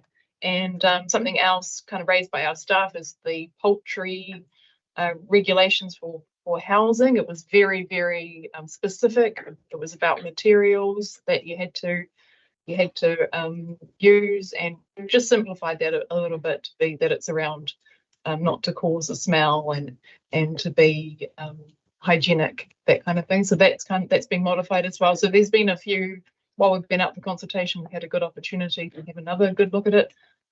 Few fixes, amendments, and yeah, so hopefully that draft kind of covers everything that's been raised. I really appreciate some of those points that people have raised. And so you'll see in your recommendations there are the considerations of section 155, and that is about determining that it is a bylaw is the most appropriate way of addressing the perceived problems. We've assessed that in the report, and that the form bylaw is appropriate as well. And also there's Bill of Rights Act considerations which have been addressed. there are also specific considerations around the alcohol ban areas, and that's under another section of the Local Government Act. And we must satisfy ourselves that the bylaw is in reasonable limits of people's rights and freedoms. I think we've got some really good information that that supports that. And also there we have to find if there is likely to be a high level of alcohol rated crime disorder in the relevant areas of the bylaw were not to exist. That's quite a hard consideration to actually prove or address, but I think we've got some good data there from the police that does show that reduction. So that's great. And again, that the bylaw, which is talking about the alcohol areas, are appropriate and proportionate in addressing the concern that I think our police inspector talked to the approach of how they actually police this bylaw and they have their procedures that they follow. So yeah, with that, we've got quite a few recommendations up there. So put it up on screen. Answer any questions around any of it. It is quite a big bylaw. It covers a lot of different things. So yeah, but very, very grateful to the community that contributed to the pre-engagement, because hopefully what we've tried to do is address the concerns in the bylaw. We've got a bit of work to do around education, because a lot of it, as we talked about earlier, quite a few people aren't aware of the rules. So, you know, we're definitely happy to work on that following the adoption of the bylaw as well. Did you know? Right. Well, that's what the comms will be. Is, did you know that? You know, and it's just helps educate. So, this is my passion for rubbish bins. Sorry, if I've missed it.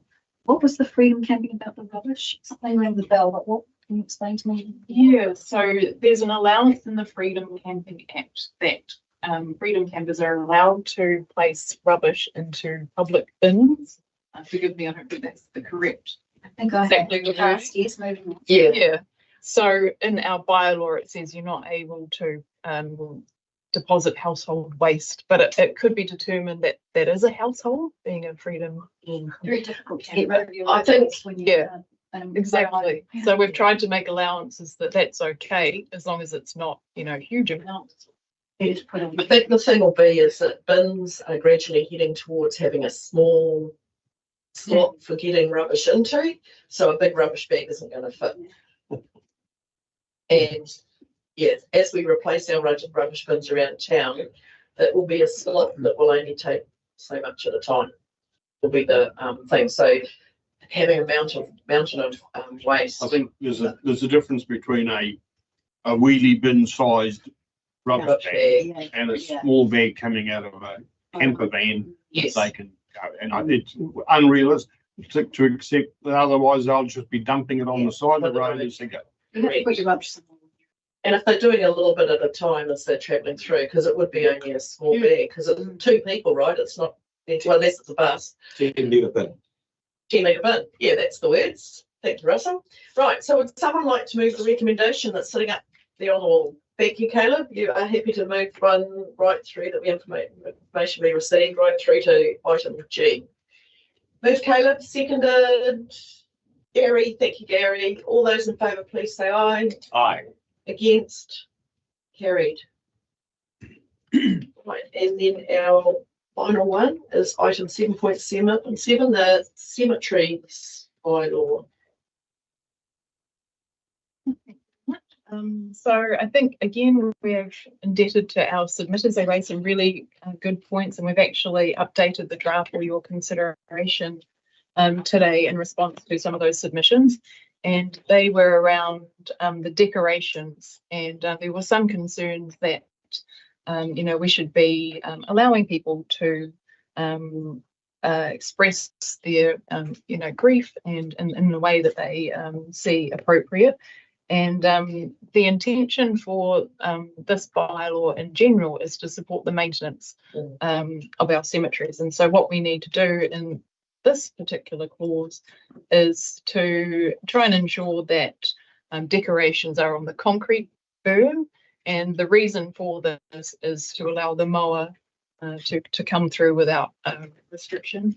And so that's why that's there. So I've actually just reworded that quite heavily just to demonstrate the fact. Yeah, so that was very helpful to get that submission. And in terms of the use of the term foreperson, I definitely take that on board. Perhaps the language has kind of moved on since then, but it hasn't in the Burial and Cremation Act 1964. That's the term that is used there. However, we can still refer to it as lack of means. That's what I'm suggesting, but we've added the explanatory note that is actually the term used in the Act. So that was great. And finally, an issue, this wasn't raised by submitters, but was raised by staff during the consultation period. It was in regards to official war graves.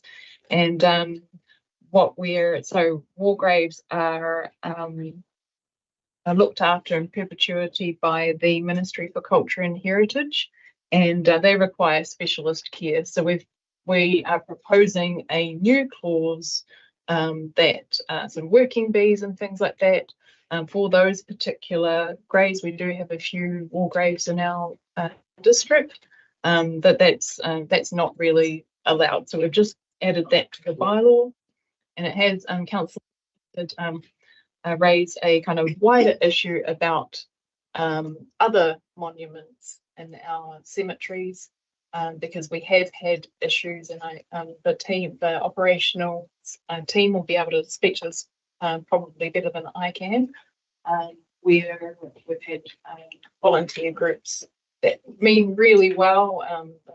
They want to improve the appearance of the grave, but maybe not knowing the right materials to use. So what we're wanting to make sure is that people come to council first, and it's also the requirement to contact manually before we do anything to the grave. So yeah, we're also wanting to add that clause in as well. So I've got a suggested recommendation up there, in addition to the draft that's in your agenda. Thank you. Yeah, I think it's just an observation that I've made with visiting Matamata Cemetery lately, is the number of solar lights that are, and of course driving past at night when I'm heading home, is there a number of people putting solar, like the gardens, like in the grass. And I so understand that feeling that people have with grief, especially when it's just a recent death, but it does encroach on the mowing space. So if there's some way that people can have it more around on the concrete and around their monument, but definitely understand the feeling of the people, the families and whānau, when they do have a bereavement, how they approach that grief and remember their loved ones. So yeah, we've got to strike that balance, I think, is the point here that I think we're hearing from an operational perspective. And I believe that there are some, like you said, about putting the right chemicals, I think, on monuments, isn't it? Is that what you're referring to? That some things, if you put the wrong things on, it damages the surface? Putting the ceramic poppies on as well. Down Hawke's Bay, they had to go on through and remove the wall. Really? Yeah. What? Because they're going on putting these ceramic poppies on non-official war graves, and the stuff they were using was damaging the adhesive. Yeah, the adhesive damaged it. Yeah, so that's good to highlight that. So, I think if people understand it's about a maintenance situation, they will do what is necessary. But I think Hamilton got themselves in trouble because they said you couldn't put plastic flowers on. Very sensitive to a family. She didn't realise that it was about them being mowed over or something like that. So.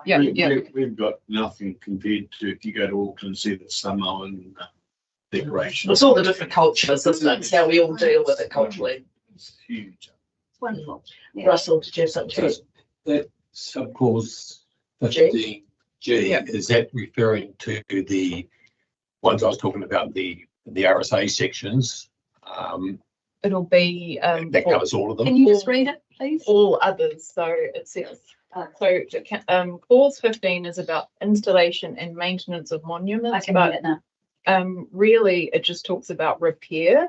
There's actually nothing in there about maintenance, so that's why it was a really good point that you raised, that we probably do need something in there about maintaining monuments and needing to contact family and needing to contact Division of Council, because there have been examples where it's on other things as well.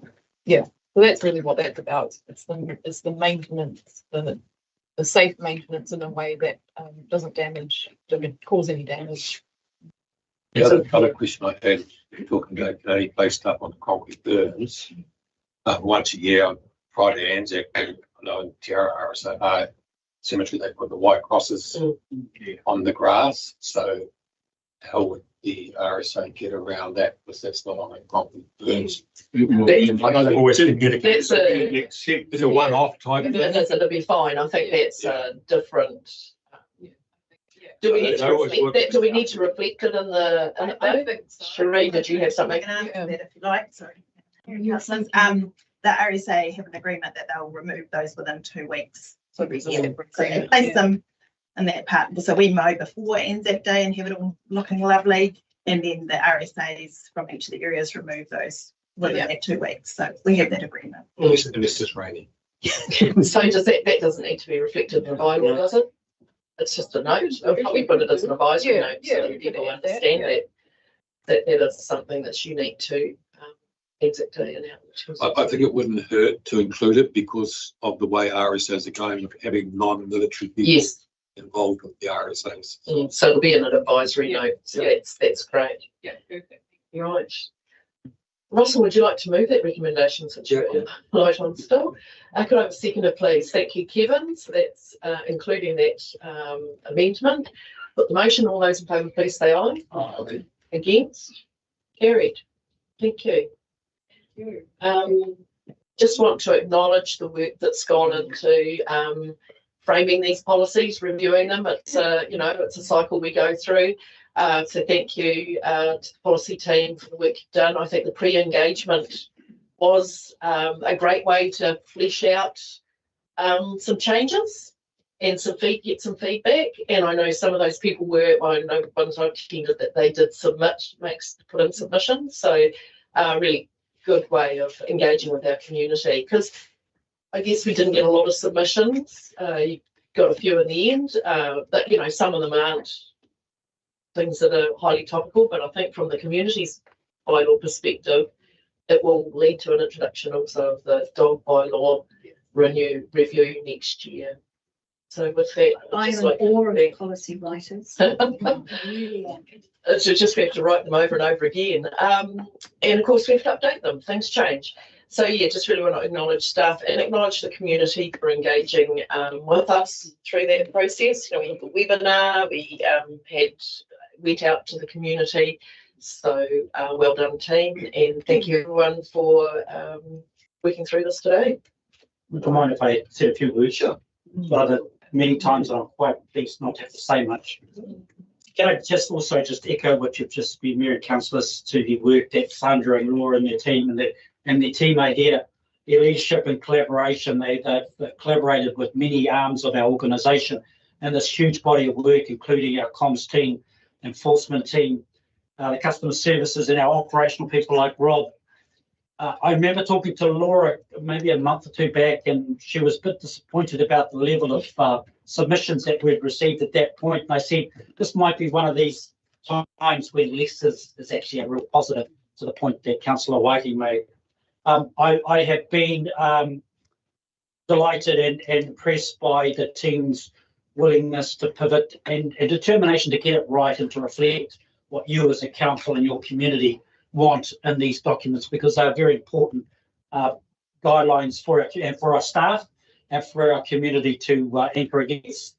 Can I then say thank you to council, because I was involved in some of the workshops and at times early on you were asked to set a tone and a direction that we should reflect in these bylaws, and I believe you gave us very clear guidance in that regard, and that was much appreciated. You were also very pragmatic through this process, and I do know that staff have really valued the opportunity you've given for them to engage with you and share with you the kinds of issues that they are dealing with at the coalface. This is where this manifests. So Ryan in particular and Siri in particular, they get this quite often. And so I know they have appreciated your willingness as per normal to take on board their feedback and your pragmatism. So a big thank you from staff to Mary Adrian and the council. It's much appreciated. Thank you. And with that, I will now declare the meeting closed.